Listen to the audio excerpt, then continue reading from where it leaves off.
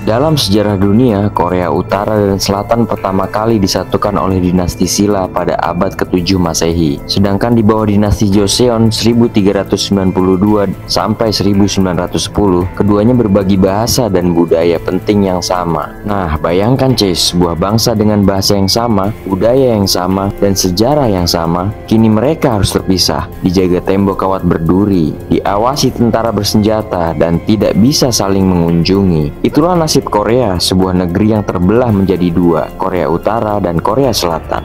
Pertanyaannya, bagaimana bangsa yang dulunya satu ini bisa pecah dan bermusuhan sampai hari ini?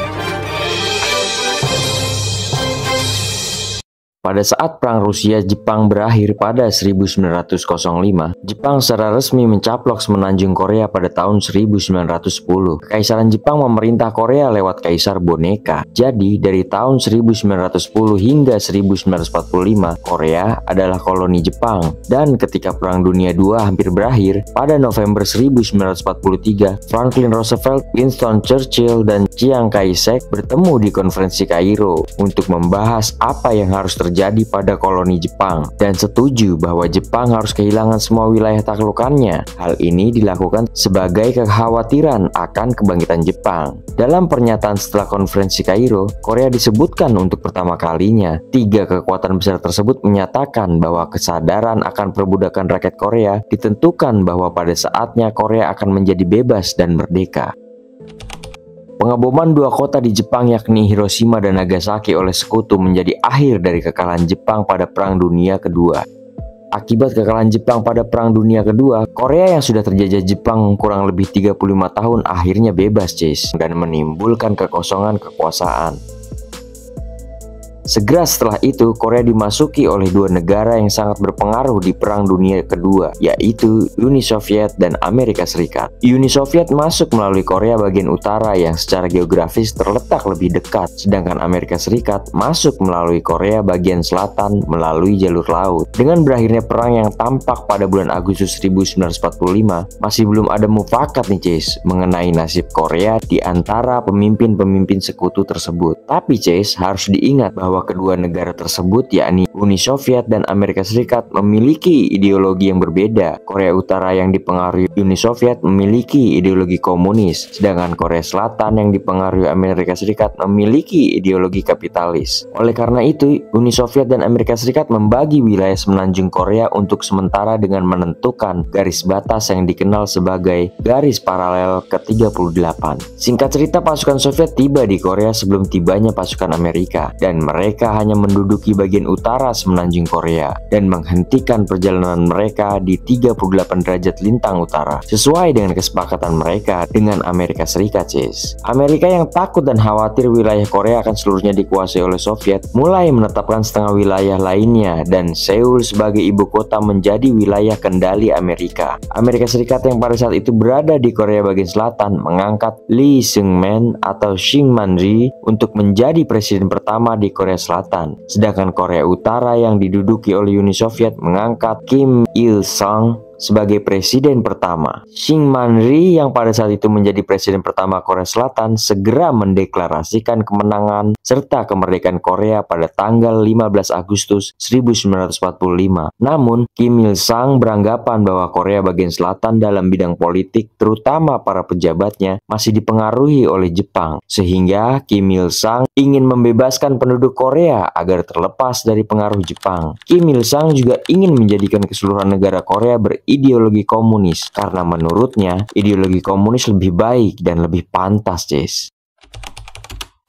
Maka dari itu, pada tanggal 25 Juni 1950, Korea Utara menyerang Korea Selatan dengan senjata yang mereka miliki. Kota yang pertama kali diincar dan berhasil diambil dalam 3 hari adalah kota Seoul. Pada saat itu, Korea Selatan dalam situasi sangat terpojok, karena tidak memiliki senjata dan tidak ada persiapan untuk melawan Korea Utara. Tidak butuh waktu lama, sekitar 1 bulan kota-kota di Korea Selatan mampu dikuasai oleh Korea Utara, dan hanya kota Busan saja yang menjadi satu-satunya kota untuk menampung penduduk Korea Selatan. Amerika Serikat yang pada saat itu ada di pihak Korea Selatan membuat laporan ke PBB. Amerika Serikat membawa laporan bahwa Korea Utara telah melanggar HAM dan mengajak PBB untuk membantu Korea Selatan yang pada saat itu dalam situasi terpojok. Setelah 1 bulan, tepatnya pada bulan Juli, akhirnya Amerika Serikat sampai di Busan. Oleh karena itu dipilihlah Douglas MacArthur sebagai jenderal kemiliteran. Douglas membuat strategi penyerangan dengan cara melakukan pendaratan di kota Incheon dan mengambil kembali kota Seoul. Kenapa harus kota Seoul terlebih dahulu yang diambil? Karena kota Seoul merupakan pusat kota di Korea Selatan, cis, yang menjadi penghubung antara kota satu dengan kota yang lainnya. Perlawanan yang dilakukan di kota Incheon berhasil mengambil alih kota Seoul pada tanggal 28 September 1950. Setelah Seoul berhasil direbut, Korea Selatan merebut kembali semua wilayah dan berhasil sampai di garis lintang 38 atau garis paralel ke-38 pada tanggal 1 Oktober 1950.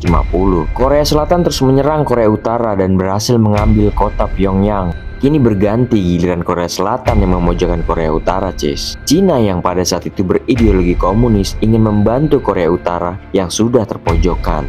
Akhirnya Cina memberi bantuan kepada Korea Utara berupa sumber daya manusia dan senjata. Didukung oleh cuaca yang terasa sangat dingin hingga mencapai minus 40 derajat, pada saat itu banyak tentara Korea Selatan yang mati karena kedinginan dan terpaksa mundur kembali ke arah selatan, cis. Saat Korea Selatan mundur, kota Seoul terebut kembali oleh Korea Utara pada tanggal 4 Januari 1951. Bagaimana dengan Uni Soviet, cis? Uni Soviet sangat ingin membantu Korea Utara tetapi ragu-ragu, karena jika Uni Soviet membantu secara terang-terangan, maka dikhawatirkan akan terjadi Perang Dunia Ketiga antara Uni Soviet dan Amerika Serikat. Perang yang tak tampak akan berakhir kapan dan bagaimana hasilnya ini, akhirnya pada tanggal 10 Juni 1951 terjadi perundingan gencatan senjata, tetapi hal tersebut tidak menemui titik penyelesaian hingga 2 tahun lamanya, cis. Dan pada 27 Juli 1953 barulah gencatan senjata ditandatangani di Panmunjeo. Pada tanggal 1 Oktober 1953 Korea Selatan dan Amerika Serikat menandatangani perjanjian pertahanan bersama. Dengan ditandatanganinya perjanjian-perjanjian tersebut, maka Perang Korea dinyatakan diistirahatkan tanpa suatu keputusan yang jelas. Sampai saat ini Korea Utara dan Korea Selatan belum menemukan titik terang dan solusi untuk damai, cis. Yang berarti Korea Utara dan Selatan entah kapan masih berpotensi untuk saling berperang kembali.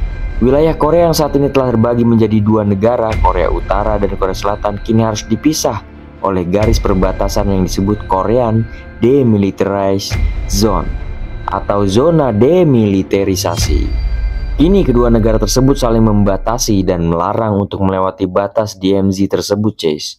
Pasca Perang Korea ini menjadi salah satu pemicu ketegangan perang dingin antara negara-negara adidaya. Perang Korea berperan penting dalam perkembangan Perang Dingin karena menunjukkan bahwa kedua negara adidaya, Amerika Serikat dan Uni Soviet, dapat berperang dalam perang terbatas di negara ketiga.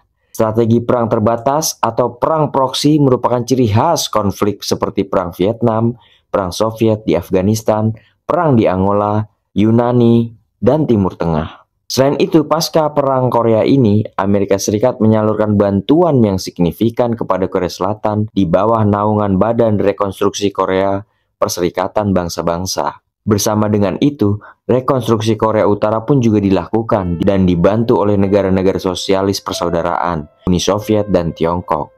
Pada tahun-tahun setelah perang, tingkat pertumbuhan total output industri Korea Utara melampaui Korea Selatan dan mencapai rata-rata 39% antara tahun 1953 dan 1960. Sejak perang itu, jalan mereka, Korea yang utuh, benar-benar berbeda, cis. Di utara, Kim Il-sung membangun sistem komunis yang ketat. Kekuasaan turun-temurun ke anak dan cucunya, menjadikan Korea Utara salah satu negara paling tertutup di dunia. Rakyat hidup di bawah pengawasan ketat, informasi dibatasi, dan negara lebih fokus pada militer. Sedangkan di selatan, meski awalnya penuh gejolak politik, perlahan mereka berubah menjadi negara demokratis. Ekonomi tumbuh pesat, teknologi berkembang, dan kini Korea Selatan dikenal sebagai salah satu negara maju di dunia yang juga melahirkan K-pop, drama Korea, hingga teknologi global. Hari ini setelah perpecahan, garis demarkasi di 38 derajat lintang itu tetap berdiri, Chase. Dua Korea masih menatap satu sama lain dari balik senapan dan pagar kawat berduri. Warga masih terpisah tanpa bisa bertemu. Satu bangsa, dua negara, dan dua ideologi terjebak dalam sejarah perang dingin yang membekas hingga sekarang. Pertanyaannya, akankah suatu hari Korea bisa bersatu kembali, atau perpecahan ini akan jadi luka abadi yang tak pernah sembuh? Perpecahan Korea bukan sekedar konflik internal, tetapi akibat langsung persaingan ideologi dunia pada era perang dingin. Oke Cis, sekian ruang kami kali ini. Bila kalian suka, dukung kami terus ya Cis, dan sampai jumpa di ruang kami selanjutnya.